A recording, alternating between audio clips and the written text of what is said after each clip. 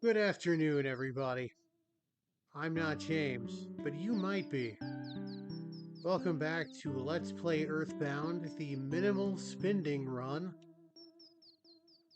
Thus far, our total expenditures $381. An investment in science, a hotel stay, and $1 to buy a monkey. Anyway, when last we left our heroes, they had defeated the only natural predator to man, the tent. And afterwards, they put a bunch of zombie paper on the bottom of a tent. Let's go check out, see how that went. I didn't mean to rhyme, but I do it all the time.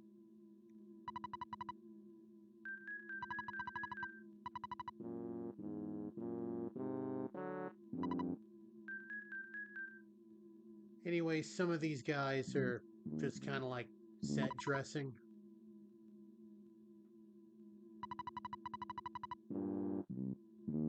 Pretty girl paper. I shudder to think of the implications of that.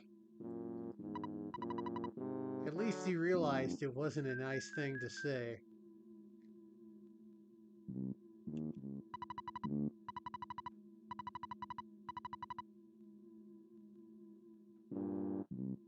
Anyway, the same zombies that barred our entry to the graveyard before are now killing on that tent.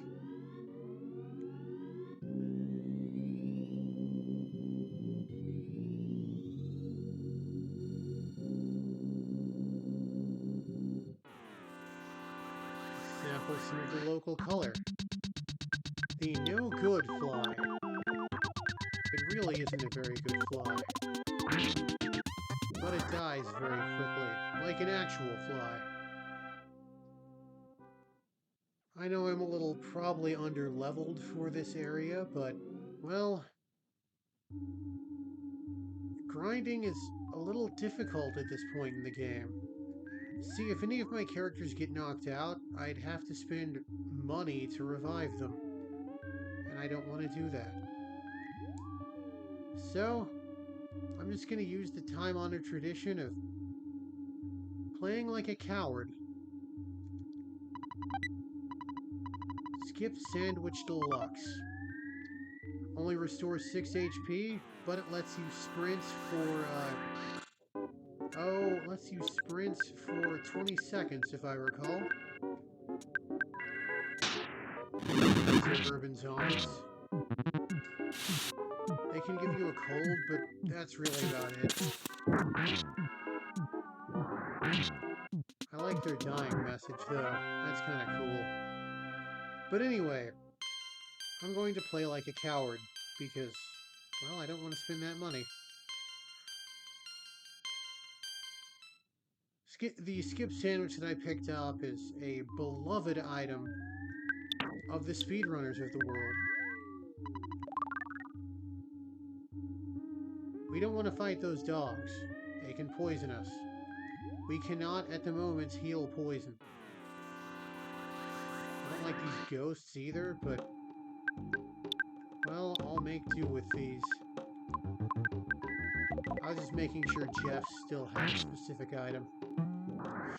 Also, fun fact, in the English language strategy guide, that monster is mistakenly referred to as the zombie processor.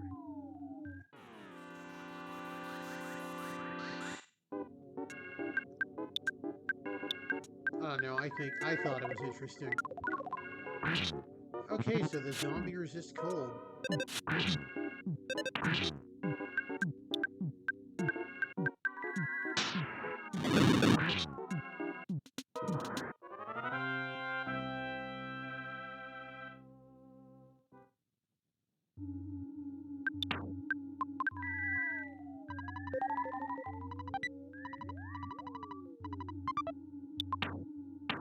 We want Paula to have that silver bracelet. And that's why I kept the cheap bracelet on Jeff. I know ordinarily I give the absolute level best items to Paula.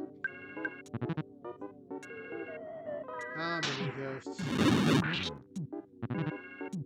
And a cold one. The mini ghost is a very annoying little monster.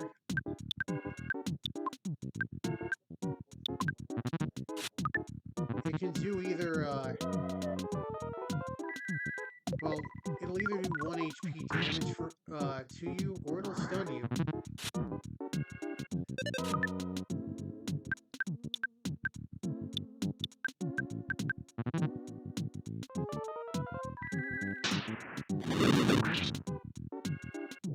All that said, these guys aren't too tough.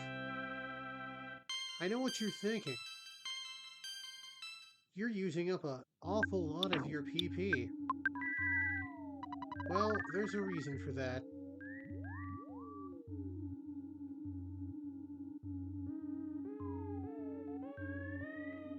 And the reason is this guy.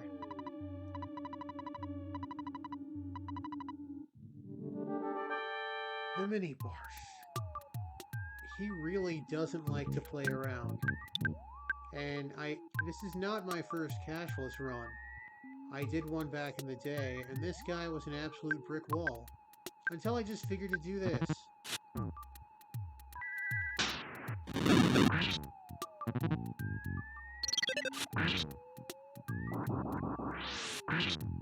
There we go. Big bottle rocket, one-shots the mini barf. What he likes to do is he likes to exhale a blast of stinky breath. Ooh, that is quite a level.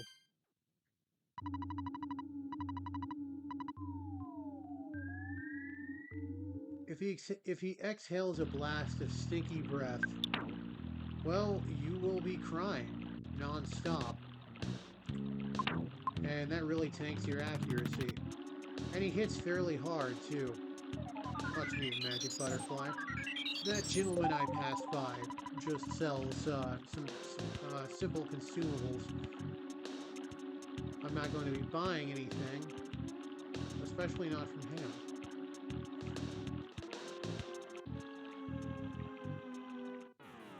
Here we are. New monster here. Oh, it's got a black Antoid with it.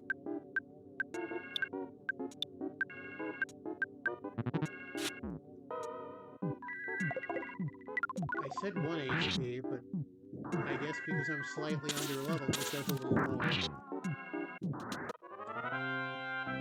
Also, I didn't know that if 2 characters were possessed, there's still only 1 ghost attack. Again, I'm learning right alongside you guys. Bomb, pretty good item. Slightly outdated for this, even by this point in the game. But it does splash damage.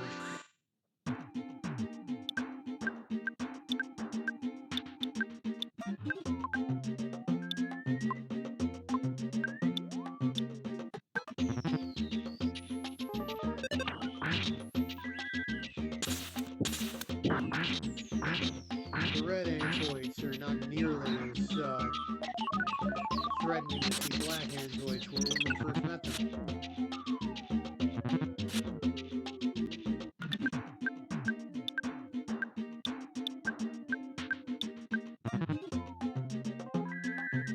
Right, that's the least threatening person to solidify, so I'm fine with that.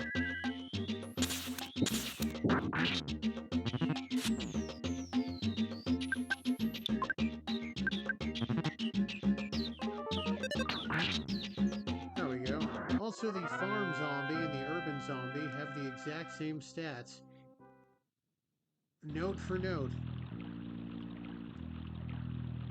And if I remember correctly, that might be the last monster you encounter that, I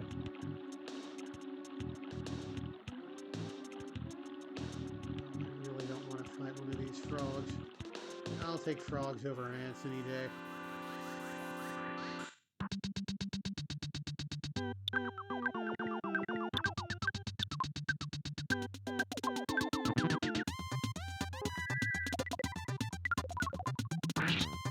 The Armored Frog, true to its name, has extremely high defense, and it can also hit pretty hard. So use magic on it. Also, I really need to heal some of my characters.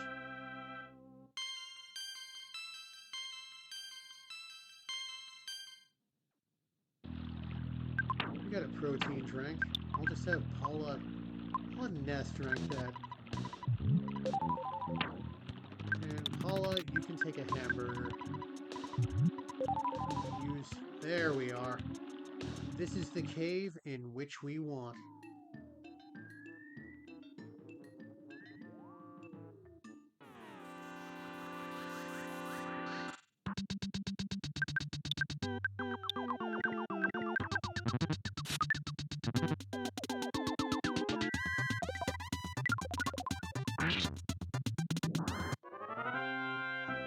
Violent roaches drop pretty good experience. They're not super threatening enemies. The solidification is annoying. But that's pretty much all they got going. Now for one of the most iconic parts. Okay, that's weird.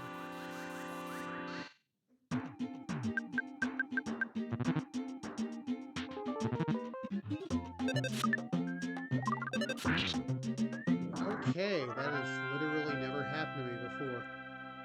I've heard of it happening to other people, though.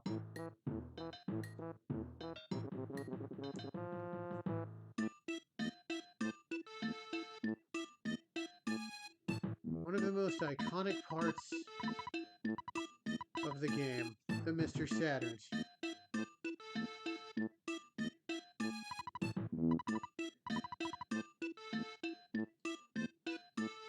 There are two things that make Mr. Saturn and Saturn Valley a really great place to be. First, free medical care. This guy can heal anything. Ghosts, death, even homesickness. And then second, free hotel. Let me check on something. I believe Jeff has the IQ necessary to repair an item.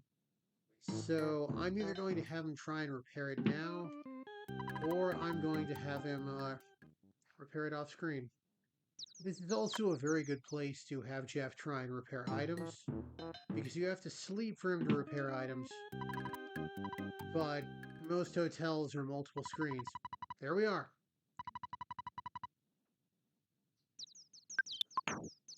And with that, Jeff has gained himself a new weapon. I believe he's stronger than Ness now. That should almost never be the case. As a matter of fact, yes, Jeff will deal more damage than Ness. That is not supposed to happen. But what is supposed to happen, now that I have free healthcare and a free hotel stay, is some grinding, which I'm going to do off screen. I'm not James, but you might be. Now get out of my bizarrely progressive village.